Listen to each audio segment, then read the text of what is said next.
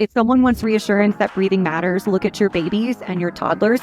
They actually belly breathe, and as they start, so they have diastasis themselves. When they lift their head, you can see doming down their midline, which is a symptom. And as they start to roll, their core starts learning how to properly brace with the TVA. As they learn to sit up, the same thing happens with Welcome to the Busy People Getting Fit podcast. Today, we have a special guest, Miss 𝐿'Ź'𝐾𝐿. Ashley is a serial entrepreneur who owns a women's-only training facility and a business focused on healing women after childbirth. Welcome, Ashley. Hello. And we are here today to talk about diastasis recti, what it is, how it develops, who has it, how do you know about it, and you're the world's expert. So I have all these questions. Bring them. Okay, so just start at the beginning. What is diastasis recti, and we'll go from there. So the word in and of itself literally means diastasis, so separation, recti, of the recti abdominals, so your six-pack abs, also known as your rectus abdominis. So the word itself literally means a separation of the six-pack abs. However, the six-pack abs are never actually together. They're connected by a midline fascia called the 𝐬𝐮𝐬𝐜𝐫𝐢. What actually quantifies diastasis is when the fascial midline connecting the left and right rectus abdominis thins and spreads. Okay. So in, let's say, layman's terms, or if I'm just looking, if I'm a woman looking in the mirror, how do I know there's a problem? Oh, that's a really good question. So oftentimes the symptoms, when it's visual, it's very significant, meaning you can, if you're very lean, you can see that there's a space between where your left and right six-pack ab sits. But usually what happens is there's an abdominal protrusion, meaning your lower belly looks like it's pregnant when you're not. Or there's physical symptoms like back pain, hip pain. You can't feel your core when you're doing core movements. You can't actually physically do a sit-up. Okay, you can't physically do a sit-up. Okay. What is this a problem? I mean, is it, if it's left untreated, is a woman still going to live a happy, healthy, wonderful life? Or is this something that needs to be addressed? You know, that's a really good question. When I first started 𝐬𝐮𝐬𝐜, which is my diastasis pelvic floor program, I marketed heavy towards you need to heal the gap. And to some degree, you have to strengthen that midline fascia, because what could happen, and happens for a lot of women, is you get an abdominal or umbilical hernia when the intestines push into or through that midline fascia. Think of like pizza dough. The thinner it gets, the more likely your toppings are to fall through. Same thing with the midline. It's the only seam in the core. Now, really what happens is when you have a diastasis, it's a symptom that your core muscles are not functioning well, much like sciatica is a symptom that your pelvic muscles don't function well. Knee pain is a symptom that something's not functioning well. Yep. So in the short answer, which I just gave you a long one, is you really should address it, because it does mean that there's dysfunction in the body. Okay. And when you say dysfunction in the body, you mean specifically dysfunction in the core? Yes. Okay. So if we're talking about my core, and most people think that all I need to do or number one thing I need to do to improve my core is sit-ups. And you just told me that if I'm suffering from this condition, I can't do sit-ups. What's the plan? It's all super relative too, actually. So there's information out there that says if you have a diastasis, you can't do crunches. I call bull. I actually healed a core by doing crunches. The movements that make your core... And just if we back up just a little bit, because some people in our audience are not going to... You're a world-class expert in training. Oh, thank you. Yeah, I mean, you are. I know what you do, and I've seen the results of what you do. And other people may not. Some people may not know the difference between a crunch and a sit-up. Oh, yeah. So a crunch is just literally crunching. So elevating your shoulders roughly 2 to 3 inches off the ground. A sit-up is when you go from like supine, laying on your back, to straight up. Okay. So crunches are cool. It depends on the body. So it really depends on the way that it's annoying to give such vague answers. But really, this is why an assessment by a skilled professional, not just someone who can measure a gap, matters, because it's the way that the core is functioning, right? Like, are your six-pack abs popping up? Do your obliques retract inward, or are they actually flexing to brace? Does your core brace from the inside with the transverse? Like, there's way too many factors to say that you should or should not do a specific exercise because you have X diagnosis. It's based upon how the core muscles are functioning together to perform the movement. And we have to get out of our heads of this thinking it's like a physical therapy or an injury. It's just like when you're training someone to do a deadlift, a squat, any movement, really. It's like, can the muscles that are supposed to perform this compound movement function together? Okay. So what you've basically done is ruin all of our clickbait opportunity to Correct. say in 15 seconds, we can solve this single problem, and you can do it at home as long as you just pay us $1,000 for the secret. Correct. Okay. Which is why I exist and I make money, because like people try these these like $39 a month subscription things, and they don't get results because everyone's individual body has individual compensations. Yeah. Yeah. Okay. So let's start with a woman, usually a woman. I think we decided that men can also suffer from this, but generally speaking, we're talking about women coming postpartum, so coming out of pregnancy. And is there a time limit, like are 6 minutes out of pregnancy or 10 years out of pregnancy? At what point, like, does it heal itself with nothing, or how does that? So what's really cool is the human body is amazing, right? And a lot of women do, quote unquote, heal their core postpartum. And we have to be really clear what we mean heal means, because if we use the term heal, it means something is broken. It's not broken, it's adapted. So a diastasis is an adaptation that the body goes through to accommodate the increase in intra-abdominal pressure, their big belly, in pregnancy.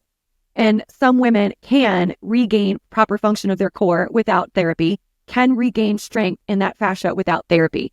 It's more like in my opinion, a 60-40 chance, like 60% don't, 40% do without any type of intervention. Okay. So 40% of women would kind of more or less go back to the way they were without any intervention. Yes. Okay. And 60%, what other symptoms? Are there other symptoms? The big one that I'm going to ask about is, a woman who at some point after pregnancy, whether she's running or biking or jumping rope, she peeing uncontrollably, is that a symptom?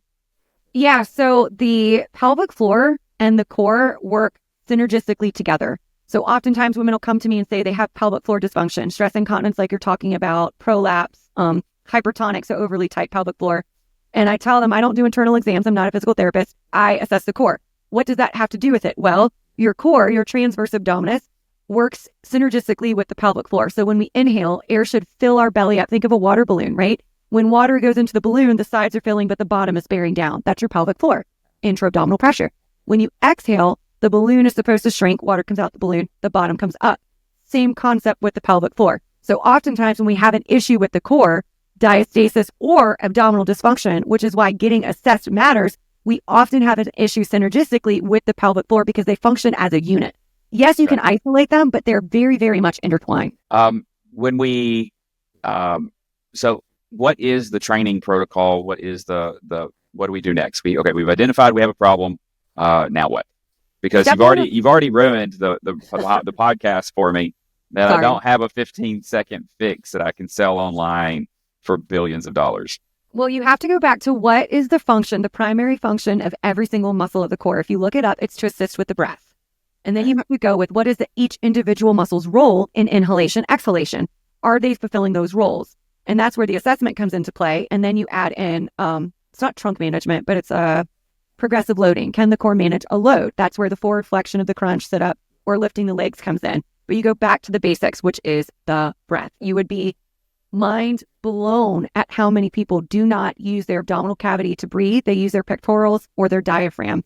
In fact, most people breathe the opposite. They're inhaling here and experiencing a retraction of the abdominals, which does nothing to the pelvic floor. Then when they exhale, they're pushing their belly out, which puts downward pressure onto the pelvic floor. So it's essentially smacking the pelvic floor, but not giving it any exercise. It's traumatizing it. Okay. So the breath. Okay. So, and how do we fix that? It's a really good question. To make it as basic as possible is you put the body in a position where it eliminates all possible compensations, which means any ability for any other muscle to work. So you lay down, right?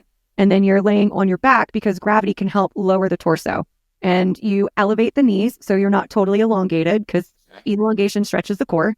We don't want to do that. Yep. And then you just have the person start breathing. You look at how they're breathing, and then we try to reroute it to the belly. Gotcha. Okay. So this sounds like something I'm not going to be able to do by myself in front of a mirror. Sounds like I'm going to be much more productive if I go to a trainer, an expert, someone like yourself, and you're going to have me lay down on the floor. You're probably going to take a foam roller and put it under my knees, and then maybe a pillow under my head. And then you're going to watch me breathe, and we're going to go from there. And I'm actually palpating your core. So I have my finger on the abdomen, my hand, and I'm feeling, okay, when we inhale, is there tension on the right side? Maybe you have back pain on your right-hand side. So your oblique is flexing, your intercostals and your ribs are flexing, and you're not getting full expansion of the transverse. I am physically feeling what muscles are activating, what are not. Sometimes I have to manually release a muscle. Just this morning, I had to release the diaphragm, had to release upper rectus so the woman could get a full inhalation. Gotcha. You mentioned back pain. Where does back pain come into this? That's another really good question. So you and I both know that all muscles follow the laws of reciprocal inhibition, synergist agonists. They work with each other. Yep. When your anterior chain, so your front, is not activating, something has to work for it, right? Just like marriage. If, let's pretend you're married, you're my husband, you're not taking the trash out. No. Let's say you're married and your husband, and he does not, and I have to eat. I still have to find food. Now the pressure of finding food is on me. So that strain becomes something that I have to do. Meanwhile, he's chilling at home with the kids, right? Watching his reel.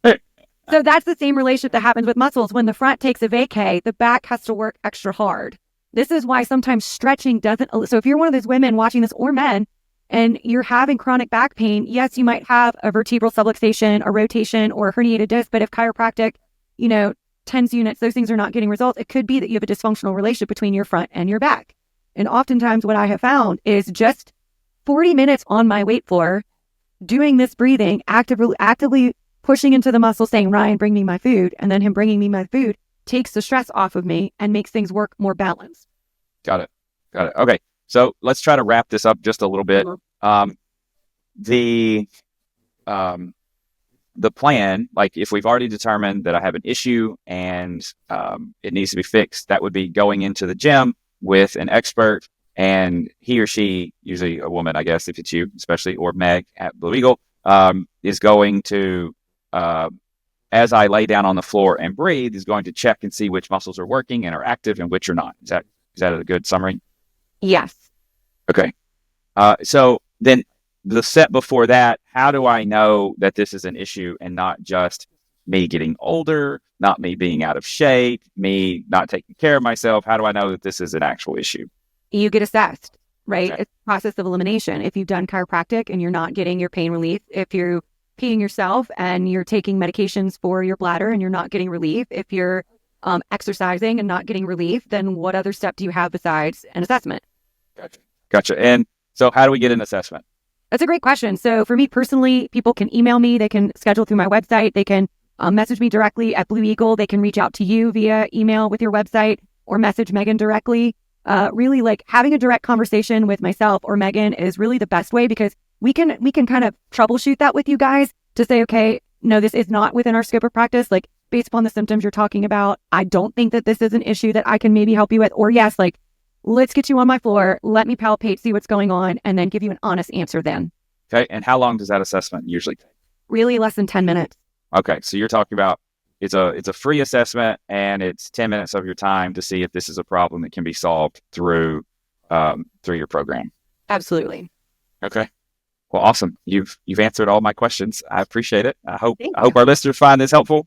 I do want to say one last thing. Absolutely. There are instances where surgery is absolutely necessary. So I don't want someone to listen to this and think, if I don't do these programs and I don't look and feel the best way, maybe there's something wrong with me. That's not true. I've seen separations where I stick my hand into their belly and there's 5-finger separation and it's so soft, like I can feel their food digesting. In those situations, an abdominoplasty is expected, and it can be a highly beneficial thing. Or sometimes we have such a severe prolapse where the bladder, uterus, whatever, is protruding outside of the vagina, and surgery absolutely is the next step. But if you're dealing with these lesser mild symptoms like we're talking about, get assessed, because the likelihood that you can avoid having to go get surgery is significant when you're on this mild end of stress incontinence, mild, like a grade 2 or below prolapse, a separation, back pain, hip pain. And I know it sounds hokey, Brian. I know you don't think it's hokey because you know me well, but at least 500 women have laid before me and said, I cannot believe breathing has done more for me in 1 hour than hours and hours of X, Y, and Z. Yeah. So, and I appreciate you mentioning that. I was going on the assumption that surgery is always an option. But that's ideally like the last option, right? That's an extreme option. If we can solve any problem without going to surgery, let's try those other options first. Thank you, Ashley. I appreciate it. Anything else? I mean, there's so much that I could say. I could really talk for hours about this, but if someone wants reassurance that breathing matters, look at your babies and your toddlers. They actually belly breathe. And as they start, so they have diastasis themselves. When they lift their head, you can see doming down their midline, which is a symptom. And as they start to roll, their core starts learning how to properly brace with the TVA. As they learn to sit up, the same thing happens with their core. This is why I'm adamant against bumbo chairs, because it provides external stability and decreases the core and pelvis's ability to activate.